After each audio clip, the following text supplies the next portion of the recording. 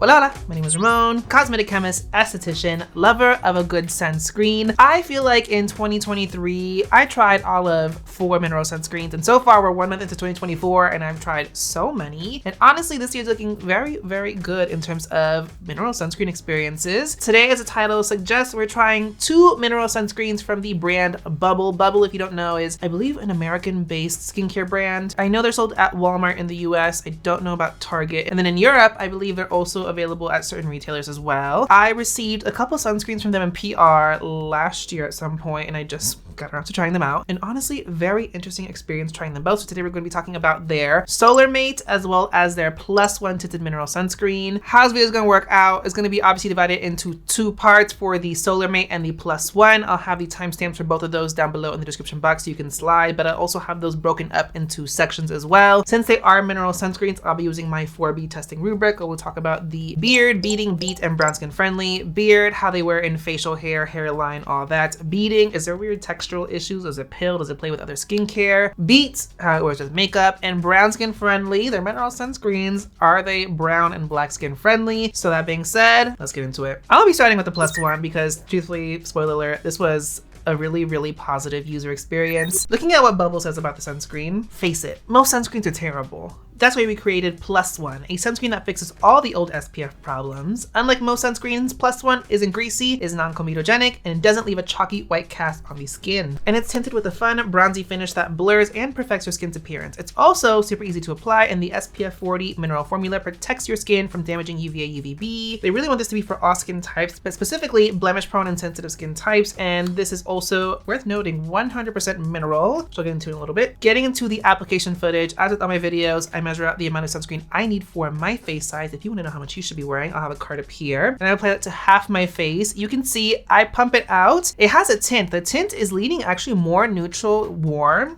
like yellowish, which never happens. Usually it's like way too pink and that looks horrible on me. But the tint is actually really, really nice. And it looks like it's going to give a lot of coverage when I swatch it on the back of my hand. But the minute I spread it on my face and work it in, it just melts in. And it's a very effortless texture. It just works in super easy. I don't got to rub it in a lot. It disappears into my skin, and the texture of it is just so lightweight. It's a nice hydrating gel texture that it just feels really nice and lightweight on the skin. And the finish, you can see once it sets down, it has a little bit of a glow. Not even. It has a good glow, a nice radiance to it. And you can see with the half face application, you can't tell which half it's really on. Like, it really melts into my skin tone and works really well for my skin tone. So overall, just off that, the feel, the finish, and the look on the skin is impeccable for me. I work it into the rest of my face, and the one thing I noticed once it really sets down is that there's not a greasy emollient. Like, even on my hands, I don't feel this nasty, like, oily texture, but my face does look glowy. So that's worth noting, is the fact that it definitely does have a radiance to it. So overall, for most of their marketing at this point, I agree. It's non-greasy. The tint, it's bronzy, it's glowy. It really feels like when you put on like a bronzing body shimmer on you and like you look really nice under like club light. I will say on me, I'm a Fenty, right now I'm like a Fenty 265. I range between that and a Fenty like 310 depending on what time of the year. The tint at this point of my paleness, like deep winter paleness, it does look a little bit like I just self-tanned my face in certain light, so it's just a little bit too dark for me right now. I think if you're up to like a good Fenty mid 300, it should be a really nice natural tint on you though.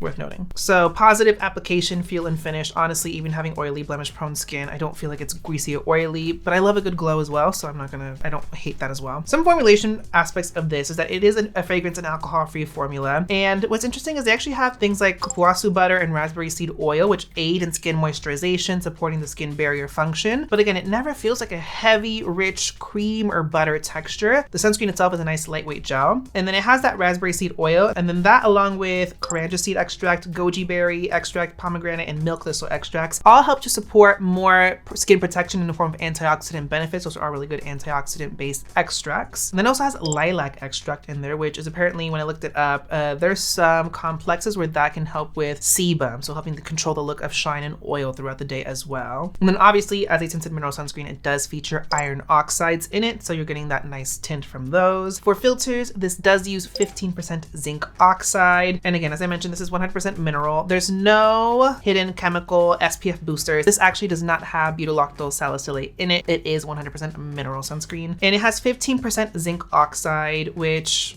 is interesting because, again, a very interesting texture, very nice, elegant texture for a fairly considerable amount of zinc oxide in there. This formula is not water sweat resistant though, do note that. So getting to the 4B portion of the video, again, beard beating beat, brown skin friendly. Beard. I had no issue with this in my facial hair. Usually, and I always talk about this with mineral sunscreens, I always get it accumulating right here on the edge, but also in my hairline. No problem, no issue. And it wasn't even to the point where I felt self-conscious, where like I looked in the mirror and I'm like, oh, I really cannot see this in my facial hair at all. It did not collect in my hairline and it didn't do anything weird in my eyebrows. So overall, very positive experience with that. It does not collect, catch, and get all weird. Beading, this works really nicely with other skincare. It didn't pill, it didn't have any weird textural situations, it layers really nicely. So again, overall, very, very elegant texture. And then beats for makeup, this is a really beautiful primer. I found that this does set and it doesn't affect the coverage on top. And because it's a lightweight texture that's not really greasy, it also doesn't affect the makeup wear throughout the day. This does get creasy in my eyelids, but literally everything does, so I can't knock it. And then brown skin friendly, that's the one thing where I'm like, up to, again, a good Fenty 350, this is going to work really well. I have seen no one with a deep skin tone apply this, so I cannot speak to this on black skin or like richly melanated skin. But as with all mineral sunscreens, it's a mineral sunscreen. That zinc oxide in there is an insoluble particle, so the likelihood does exist of it potentially looking gray and like casket ready on deep skin. If you can think of anyone who's reviewed this, or if you personally tried this, please let me know what your skin tone range is and what your experience was. I would love to hear. But on the other hand, for like fair skin friendly, this is going to be orange on you. This will look crazy on you. There's not coverage on this, but the tint is substantial enough where even on me being at my palest right now, I looked a little bit in certain lighting. So if you are fair, this is also not the one for you though. So overall, for just $19, this is such a good experience. I'm trying to figure out if I like this one or the Kosas tinted mineral sunscreen more. Obviously the price point for this one is a lot better, but the Kosas one to me is more matte and it's also water and sweat resistant. One thing with noting is on the website, it says 12% zinc oxide. On the packaging for this, it says 15% zinc oxide, and that's on the box and the bottle. I'm gonna err with agreeing more with the packaging itself with that 15%. It just makes more sense to me, that 15%. So again, can't guarantee how this looks on deep skin, but all in all, in terms of the elegance, and again, really speaking to my own experience with my skin tone and everything, very positive experience. I would love to see this in more shades though, as always. So let's get on to the Solar Mate now. This is the untinted mineral sunscreen from Bubble. This, looking at the marketing, is a full spectrum SPF 40 sunscreen with sheer, lightweight texture that blends easily into skin, leaving literally no white cast. Even on dark skin type, this is their claim, even on dark skin tones.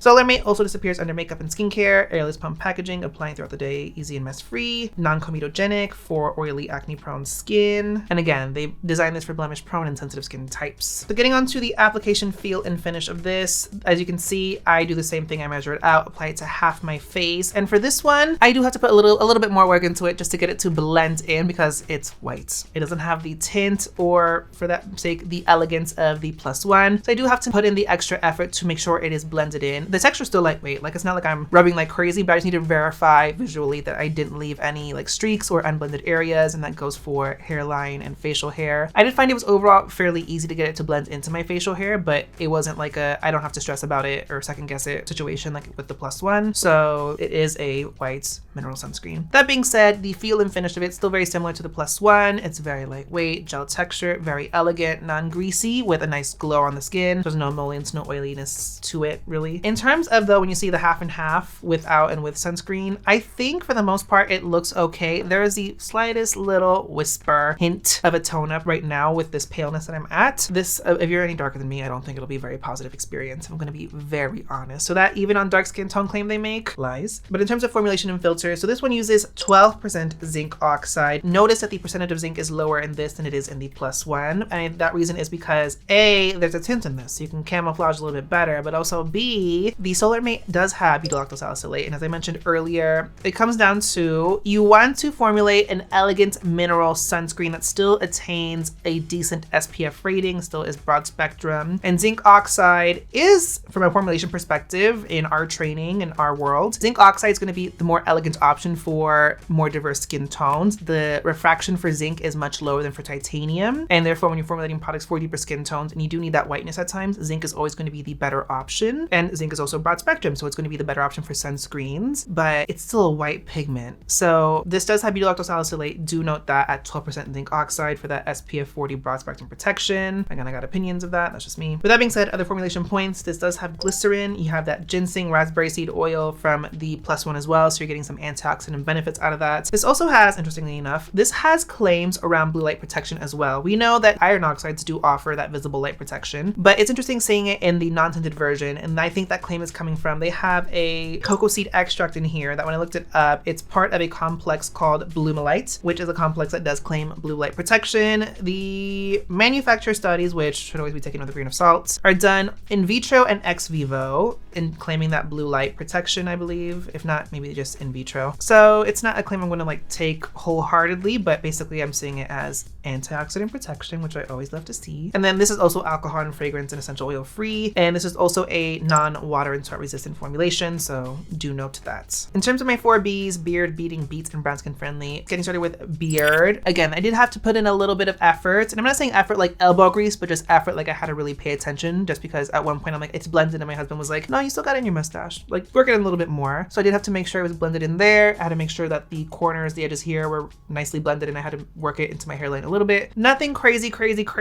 I think for the, oh, actually, no, that's not true. I was gonna say, I think it was overall fairly easy, but we actually went out to the grocery store, and my husband was like, no, I can kind of see it in the beard here. So not the best experience with that, but again, I've had a lot worse. Beading, no weird textural issues, same as +1. It's very elegant, very hydrating, no pilling, no textural issues. I didn't really have to stress about that. Beat, I'm wearing it under my makeup today. For the most part, it again was very effortless. It preps the skin beautifully for makeup. If I do look a little bit neutral, a little bit too fair, I'm playing with some new complexion products, so I'm going to blame that more on that, because for the most part the impact on me in terms of any white cast was minimal to none, so I don't think it really had an impact on the makeup either. And plus, because it is such a lightweight texture, it doesn't affect how the makeup sits. Because it's not greasy, it doesn't make you shiny throughout the day. Then the brown skin friendly, I'm gonna be real, if you are tan dark deep, this is not the one for you. It doesn't make sense to me that they're really promoting this one as the like great for dark skin one when the tinted ones right here. So all that being said, this is not brown skin friendly. If you're any darker than like a fancy 260, I wouldn't recommend this necessarily, especially because this is a tinted option. It's also fully mineral, so if you have a darker complexion and you have more sensitive skin, this is right here. The +1's right here, ready for you. So yeah, overall, talking about the bubble mineral sunscreens, they have a home run right here. Both of them are $19. They're broad spectrum SPF 40. They're not water resistant. They're not matte, but I think they're really elegant textures and overall fairly affordable for pretty decent daily protection. But the +1, if it was water and sweat resistant, this would be a game changer. I just really want them. I would prioritize them coming out with different shades first. But overall, this is a home run. If you're looking for a tinted mineral sunscreen that's fully mineral and it's considerably like a drugstore price, give this a shot. I really want to hear what you think of this, especially if you have darker skin, just because I have no reference and I have no means of like gauging what that looks like on black skin. The Solar Mate leaves a little something to be desired, but overall for $19, it is still a very elegant formulation. But let me know down below in the comments section, have you tried these options from Bubble? What your thoughts are of them? Do you agree with me? Do you disagree? Love hearing your thoughts. If you have any tinted mineral sunscreens that you are really loving, especially if you have deeper, darker complexion, please sound off. I love hearing what you guys are loving and using at the moment. As always, do not forget to hit the subscribe button and notification bell so that you know when I post more skincare, sunscreen, and beauty related content on my channel. Give the video a thumbs up, and thanks for watching, guys. Bye.